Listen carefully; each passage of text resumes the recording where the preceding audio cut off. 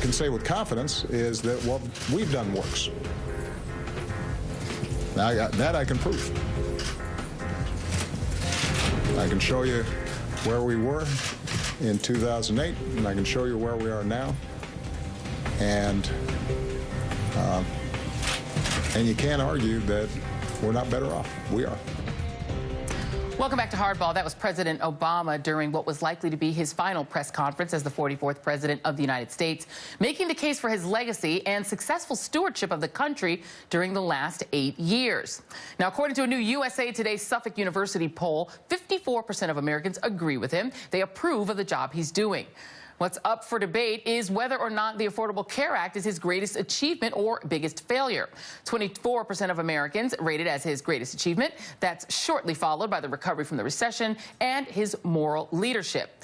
When those same Americans were asked what ranked as President Obama's biggest failure, 27% said it was, wait for it, the Affordable Care Act, followed by the wars in Iraq and Afghanistan and his failure to improve race relations. For more on just how President Obama's legacy will be written, I'm joined by our roundtable, Heidi, senior political reporter at USA Today, Mark Murray, senior political editor with NBC News, and Jason Johnson, politics editor for TheRoot.com and professor at Morgan State. Thank you guys for being here. And Heidi, I got to go to you first on that poll, because it's interesting that people, and it's sort of the story of Obamacare's life, right? The Affordable Care Act is both really loved, 6 more million people signed up for it today, or really hated. Why do you suppose that is? Well, if you look at the partisan correlation on those, you'll see why, because it is heavily based on what party you belong to or what party you identify with, Joy. But the interesting thing about Obamacare is that even if at this point the Republicans are successful in rolling back much of it, when you ask specific questions about some of the pillars of Obamacare, including coverage for your adult children, coverage for pre-existing conditions, those are hugely popular. Those are part of how Obamacare has kind of changed the culture of healthcare, and that is part of his legacy too. I mean, I think his legacy is much more than that, but when you talk about the prospect of Obamacare being rolled back, that's now in our culture. And Jason, you're nodding, because even people who claim they hate Obamacare, they say, but I want the pre-existing conditions to stay. And here's the thing. President Obama's not a dummy. The Affordable Care Act is like Jenga. You cannot pull out pieces without the whole thing falling apart. And they knew that when they put it together. And I also think, Joy, one of the other most important things is it brought healthcare into public discussion. Yes. I mean, people know now that it's like, oh, wait, so my costs come from the insurance companies and not just how medicine is made. This is how much coverage is. It has been such a long time since we had intelligent conversations, policy conversations about healthcare. They have to be thanked for that. I don't think anyone's going to be able to get away with just saying, well, I'll fix it anymore. Obama has changed that conversation. Yeah, and Mark Murray, you know, you've seen, facts on the ground are still being built up every day, 6 million more people signing up for it. And you also have Republicans only able to use, you know, the sort of most bludgeoning measures to just repeal the taxes.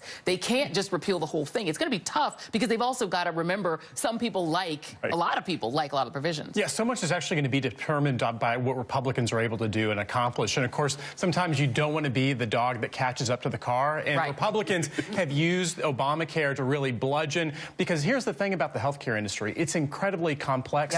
Premiums almost always go up. And President Obama and Democrats own healthcare.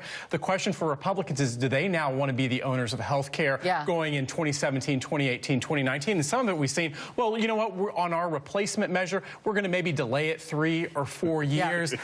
That's going to be so hard. And so I think Obamacare's legacy, let's see what the situation's like 2020 after all the legislative stuff and what the healthcare environment looks like. Especially when they're trying to go for Medicare too. All right, let's hear from the man himself before he headed out on vacation. NPR did sit down with President Obama and ask him about his signature piece of legislation, Obamacare, and here's what he said. I could not be prouder of the fact that the uninsured rate has never been lower, that 20 million people have health insurance that we didn't have before.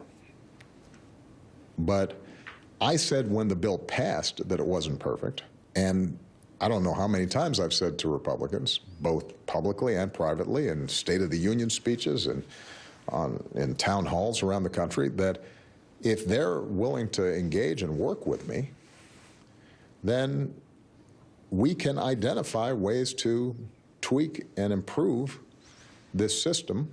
Each time I've said this, the basic Republican response has been, no, all we want to do is repeal it.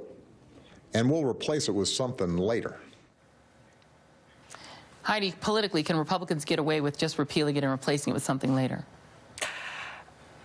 I don't know that they can, because this is not rocket science, okay? We have social compacts in this country, and there's a way, the way that they work is that you have people who are either younger or healthier or both buying into the system in order to support those who are older and sicker. We see that with Social Security, to a certain extent with our tax dollars and Medicare.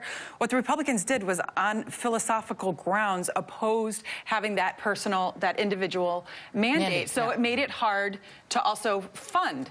And so if you take these parts away, I think it's going to be very hard to kind of put back together a system that has broad coverage. What you're going to get is you're going to have sicker people. Yes, maybe you won't take away the pre-existing conditions, you know, this and that, but those people are going to be in smaller pools where they're not healthier people, and they're going to be paying through the nose. Yeah. They don't realize it yet. And Mark, you know, there's even polling that shows that even Trump voters want Obamacare fixed, not repealed. Right, and even to me, the biggest political, you know, President Obama ended up taking a very big hit in 2013 and 2014 when there was that whole debate on, well, if you liked your insurance, you can keep it. And there we found kind of a lot of examples of people who said, well, I actually liked it and you took it away or changed it somehow. I guarantee you, if the Republicans end up replacing it or even damaging the exchanges and the fundamental stuff, Democrats are going to be able to find a lot of people who end up saying, look, I actually liked my insurance and you changed it for the worse. Yeah, about 26 million of them at this point. The round table is staying with us, and up next, political winners and losers, I can't wait for this, of 2016. You do not want to miss that. This is Hardball, the place for politics.